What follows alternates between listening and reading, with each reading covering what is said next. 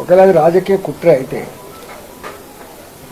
ఒక ఈ రాష్ట్రంలో చేయాలి కదా, ఈ రాష్ట్రంలో చేయాలి కదా. ఇలా అనేక రాష్ట్రాల నాయకులు ఇన్వాల్వ్ అయినారు కదా. కేరళ వాళ్ళు ఇన్వాల్వ్ అయినరు, తమిళనాడు వాళ్ళు ఇన్వాల్వ్ అయినరు, నీకు తెలంగాణ వాళ్ళు ఇన్వాల్వ్ అయినరు, ఆంధ్రప్రదేశ్ వాళ్ళు ఇన్వాల్వ్ అయినరు.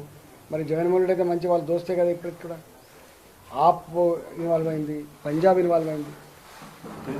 దేశ రాజధానిలో జరిగినటువంటి ఈ లిక్కర్ స్కామ్ ఒక 6-7 రాష్ట్రాల రాజకీయ నాయకులు, 6-7 రాష్ట్రాల వ్యాపార వర్గాలు ఒక్కొక్కరి టర్నోవర్ చెప్తారు, పరిచయం అవుతారు. అరవిందో ఫార్మా 50,000 కోట్ల టర్నోవర్ ఉన్న కంపెనీ ఇలా ఇన్వాల్వ్ అయింది.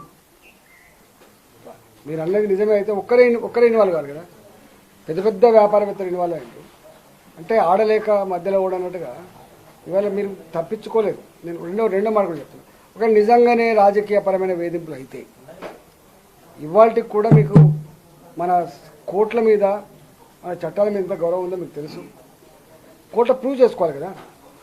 ఈడీ పెట్టినటువంటి కేసులు ఏవైతున్నాయో ఎవరి మీద అయితే పెట్టబడే వాళ్ళే ప్రూవ్ చేసుకోవాలి నిర్దోషులని, చట్టం అది. అందువల్ల నిజంగానే నీకంటే ఇప్పుడు కేసీఆర్ గారు ఒక మాట అన్నాడండి అసెంబ్లీ సాక్షిగా అన్న మాట ఏంటి, నా ప్రభుత్వం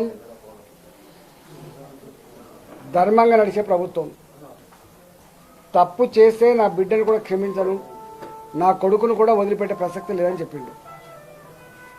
ఎవరైతే తప్పు చేసిండో శిక్షకు సిద్ధంగా ఉండాలని కూడా చెప్పిండు. మరి ఎందుకు భయపడుతున్నారు చెప్పండి? మీరు తప్పే చేయనప్పుడు, ఇది రాజకీయపరమైన వేధింపులు అయినప్పుడు, ఏ రాజ్యాంగం మీద అయితే నువ్వు ప్రమాణం చేసేలా ముఖ్యమంత్రి అయినవో, ప్రభుత్వం నడుపుతున్నావో, మరి ఆ రాజ్యాంగాన్ని అపహాస్యం చేస్తావా? ఆ చట్టాలను అపహాస్యం చేస్తావా చెప్పండి? ఇవన్నీ ప్రజలు గమనిస్తూ ఉన్నారు. స్పష్టంగా అర్థమైంది.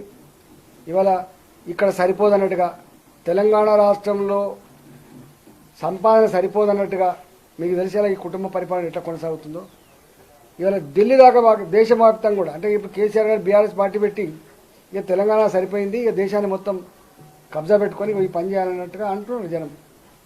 ఇక్కడ ముమ్మాటికి నేను ఒకటే మాట చెప్తాను, ఎక్కడ కూడా రాజకీయ పరంగా వేధింపులకు పాల్పడితే చరిత్రలో ఏది నిలవలే. అందుకని 100% తప్పు చేసిందా లేదా అనేది ఆ ఏజెన్సీస్ బయట తీస్తాయి. ఇలా రాష్ట్రంలో ఉన్నాయి, రాష్ట్రంలో ఏజెన్సీస్ అట్లంటే మొత్తం కేసీఆర్ అడుగులో మడుగులుతాయని చెప్పినప్పుడు కూడా మనం ఫాలో కావాల్సిందే కదా ఆ ఎంక్వైరీ కమిటీస్కి. అంటే నీకో న్యాయం వాళ్ళకో న్యాయమా? మరి నువ్వెందుకు పెడుతున్నావు? ఎవరు వీళ్ళు అతిథులు కాదు, చట్టం ముందు అందరూ సమానులే. వాళ్ళు ముఖ్యమంత్రులైనా ప్రధానమంత్రులైనా, మీకు తెలిసి ఇందిరాగాంధీ గారు కూడా పోయింటారు, అమిత్ షా గారు కూడా జైలుకు పోయింటారు, గుర్తుపెట్టుకోండి. ఇవాళ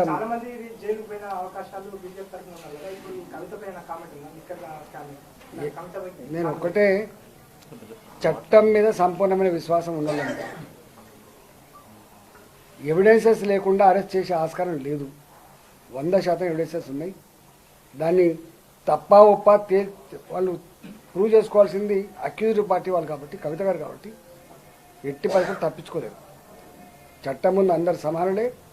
తప్పు చేసిన వాళ్ళు చట్టం నుంచి తప్పించుకోజాలి.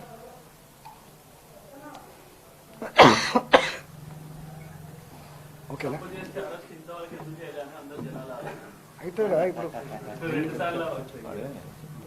మీది 100% కరెక్ట్.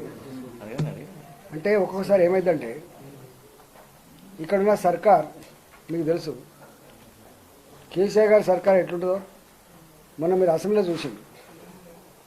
24/7 ఇవ్వట్లేదు అని చెప్పి నేను అడిగిన, ఎవడా మీకు చెప్పింది అన్నాడు. నిజంగా 24/7 పవర్ ఇస్తుందా అని మీరు చెప్పండి. 100 అక్కర్లేదు, ఈ ప్రభుత్వం ఎట్లా బుకాయిస్తుందని చెప్తున్నా. ఇచ్చిందా 24/7? ఈ డబుల్ బెడ్రూమ్ కట్టలేదన్నాం, ఎట్లా బుకాయించిన చూసింది మేము. అంటే అబద్ధాన్ని కూడా సక్సెస్ఫుల్గా కన్వీనియంట్గా ప్రజలకు చెప్పగలిగే నైపుణ్యం ఉంటుంది వాళ్ళు, గుర్తుపెట్టుకోండి. అందువల్ల ఇక్కడ కూడా తప్పును మళ్ళీ ఒప్పుగా మెప్పించేటువంటి ప్రయత్నం ఇప్పుడు చేస్తున్నారు. చూసిందా మీరు? తెలంగాణ ప్రజలు రియాక్ట్ అవ్వాలి, తెలంగాణ ప్రజలు ఏం కాపాడుతారు చెప్పండి? తెలంగాణ ప్రజలకి గిదే పని. మీరు మంచిగా దోసుకోండి, దాచుకోండి, మీ కుటుంబ పరిపాలన కొనసాగించుకోండి. మీకు ఏమైనా కష్టం వచ్చినప్పుడు మీ 4 కోట్ల మంది ప్రజానీకం మా ఆత్మను ఆవిష్కరించి మీకు అండగా ఉంటామని చెప్పింది, గ్యారంటీ ఇచ్చిందా? అందుకని ఆచితూచి అడిగేస్తున్నారు. ఈడీ కానీ సిబిఐ కానీ మనం ఏమైనా చేస్తే ఎక్కడ కూడా పొరపాటు లేకుండా ఆచితూచి అడగాలని చెప్పి సమగ్రమైన విచారణ జరుగుతున్నారు. గుర్తుపెట్టుకోండి. 10 గంటలు, 5 గంటలు ఇవన్నీ సమాచారం ఎందుకు తెస్తున్నారు? ఇవాళ మీరు చూసిండ్రు, ఒక ఆయన నిన్న నేను బినామీ అంటాడు కవిత గారికి, ఇవాళ మళ్ళీ కోర్టులు ఎత్తాడు నేను బినామీగా అంటాడు. వారు ముందుకు రావడానికి కూడా అంగీకరిస్తలేడు. ముందుకు వచ్చి పని చెప్పాలంటే మేము మా ప్రాణం ముప్పుందంటారు. అంటే ఎంత భయపెట్టించుతున్నారో. ఇంకోటి కూడా ఇవాళ మీరు చూస్తున్నా, ఇవాళ ఎందుకు ప్రభుత్వ పరంగా ఉన్నటువంటి వాళ్ళు ఇప్పుడు అడిషనల్ అడ్వకేట్ జనరల్ ఉన్నాడు. అడిషనల్ అడ్వకేట్ జనరల్ ఎవరు? వారు తెలంగాణ రాష్ట్ర ప్రభుత్వ పరంగా వాళ్ళు ఆర్గ్యుమెంట్ చేస్తారు. అడిషనల్ అడ్వకేట్ జనరల్ ఇవాళ లిక్కర్ కేసులో పోతాడు ఢిల్లీకి. ముందు ఉండడా కాదు, పోతాడు అమ్మడి. తెలంగాణ ప్రజల చేత కట్టబడ్డ పనుల డబ్బులు తీసుకుంటున్నటువంటి అడిషనల్ అడ్వకేట్ జనరల్ పోతున్నాడు. అసలు మంత్రులకు లిక్కర్ స్కామ్కి ఏం సంబంధం? అడిషనల్ అడ్వకేట్ జనరల్కు లిక్కర్ స్కామ్కి ఏం సంబంధం? మీరు చెప్పండి, ఎందుకు పోతారు? నిజంగానే కేసు ఆమెది, తప్పు చేసిందా లేదా ఆమె అడుగుతారు. నీకు ఇంత పెద్ద ప్రభుత్వం నువ్వు నడుపుతున్నావు, నీకు పెద్ద సుప్రీంకోర్టులో జడ్జి చేసిన అందరు నీకు పరిచయమేనా? నువ్వు దేన్నైనా చేయించుకోగలిగే నైపుణ్యం ఉన్నోడేనా? ఎందుకు చెప్పు? నువ్వెందుకు అవాయిడ్ చేయించలేకపోతున్నావు? మరి ఇంట్రాగేషన్ అవాయిడ్ చేయించాలి కదా, నీకైనా పలుకుబడి ఉంటాయి. తప్పైతే నీ తప్పు, అది మంచిది కాదు. ప్రజలు ఇంకా వీళ్ళు ఎడ్డోళ్ళు అని అనుకుంటే వాళ్ళ అమాయకత్వం. ప్రజలు చాలా క్లారిటీతో ఉన్నారు. ప్రజలకు సీక్రెట్గా పోయి అడిగితే చెప్తారు ఏందని అంటే ఇంకేముంటుంది బిడ్డ, ఇక్కడ సరిపోయినట్టు అక్కడ దాకా పోయిండ్రు, అయినా అది మంచి పని బిడ్డ, మహిళలు చేసే పని బిడ్డ అంటారు.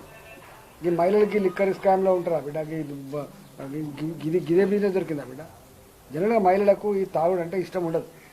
ఎందుకంటే తాగింటికి వచ్చిన భర్త ఎంత వికృతంగా ఒక్కోసారి ప్రవర్తిస్తారో మనం చూస్తాం కాబట్టి, తాగిన భర్త ఇట్లా బాధ్యత మర్చిపోతారో మనం చూస్తాం కాబట్టి, తాగిన భర్తలు ఆరోగ్యకరమైన చచ్చిపోయినప్పుడు ఆ దుఃఖాన్ని అంతా ఎట్లా భరిస్తారో చూస్తారు కాబట్టి, నాకు తెలిసి ఏ స్త్రీ కూడా 99% స్త్రీలు ఎక్కడ కూడా ఈ లిక్కర్ తాగడం అంటే ఇష్టం ఉండదు. మరి గా వ్యాపారంకి సంబంధం ఉండొచ్చా అండి వీళ్ళకి? అడిగేటోళ్ళకి కానీ బ్యాడ్ థింగ్ ఇది, చాలా టూ బ్యాడ్ అన్నట్టుగా పరాకాష్ట ఇది.